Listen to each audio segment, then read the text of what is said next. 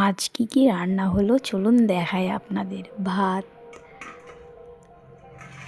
লাল শাক ভাজা, সজনে ফুলের পকোড়া, আলু দিয়ে মাছ দিয়ে ঝোল। নমস্কার সকলকে, কেমন আছেন আপনারা? চলুন দেখি আজ কি রান্না করে মা। প্রথমে মাছটিকে লবণ হলুদ দিয়ে মেখে নিচ্ছে ভালো করে, তারপরে কড়াই গরম করে তেল দিয়ে একে একে মাছগুলো ছেড়ে দিচ্ছে।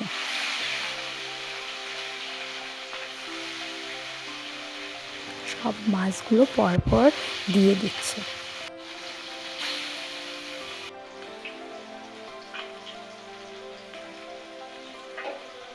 এবার একটু উল্টে দিচ্ছে,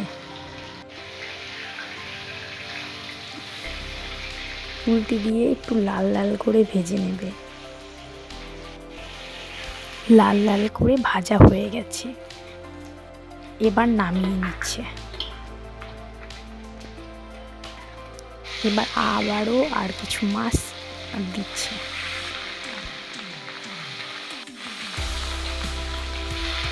এবার সবগুলো দেওয়া হয়ে গেলে আবারও ভালো করে এপিট ওপিট করে ভেজে নিচ্ছে।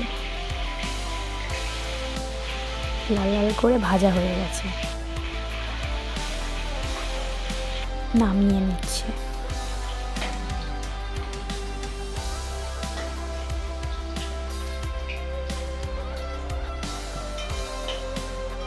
নামিয়ে নিয়ে এটা পাশে তুলে নিল, দিয়ে কড়াইয়ে তেল গরম করে পাঁচফোড়ন দিয়ে আলুগুলো দিয়ে দিচ্ছে। আলুগুলো সব দেওয়া হয়ে গেলে হলুদ দিয়ে দিল, দিয়ে কিছুক্ষণ নাড়াচাড়া করছে। তারপরে টমেটো দিয়ে দিল, আবারও কিছুক্ষণ নাড়াচাড়া করে জিরে আদা লঙ্কা রসুন পেঁয়াজ বাটাটা দিয়ে দিচ্ছে, দিয়ে নেড়ে নিচ্ছে। যখন মশলাটা কষানো হয়ে গেছে, এবার কিছু ধনেপাতা দিয়ে দিচ্ছে। আবারও নেড়ে চেড়ে নিচ্ছে, একটু হলুদ গুঁড়ো দিল, এবার কিছুটা জল দিয়ে দিল যাতে সেদ্ধ হয়ে যায়। এবার ঝোলে লবণ দিয়ে দিল। এবার ঝোলটি ফুটছে, মাছগুলো দিয়ে দিল। আবারও কিছুটা নেড়ে চেড়ে ফুটা পর্যন্ত অপেক্ষা করে কিছু গরম মশলা দিয়ে দিল। এবার রেডি হয়ে গেল আমাদের মাছের ঝোল, দিয়ে নামিয়ে নিল। গরম গরম আলু দিয়ে মাছের ঝোল। এবার কিছু সজনে পাতার ফুল সেদ্ধ করে রেখে তার মধ্যে কিছু ডাল বাটা মিশিয়ে এবার পকোড়া ভাজবে। তেলের মধ্যে একে একে দিয়ে দিচ্ছে পকোড়াগুলো,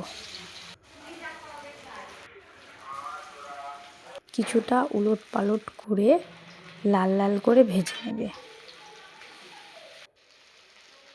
সেদিন করেছিল ভালো হয়েছে বলে আবারও আজকে করছে। এবার লাল লাল ভাজা হয়ে গেছে, এবার নামিয়ে নিল।